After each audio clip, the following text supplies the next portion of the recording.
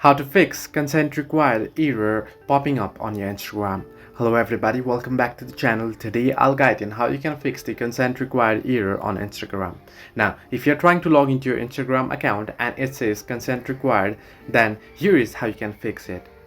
Now, what does consent required means? Now, this error simply appears if you are logged into multiple devices.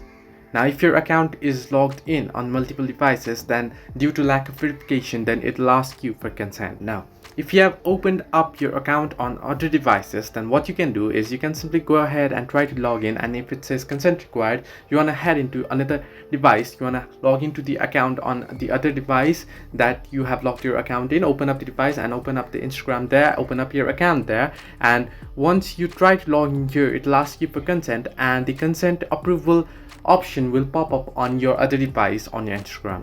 So what you want to do is you want to simply approve the consent, and once you do so, you'll be able to log in back. So this is the way you can fix consent required on Instagram. Hope this helped you. Do like and subscribe, and do not forget to leave a comment down below if you have any further issues.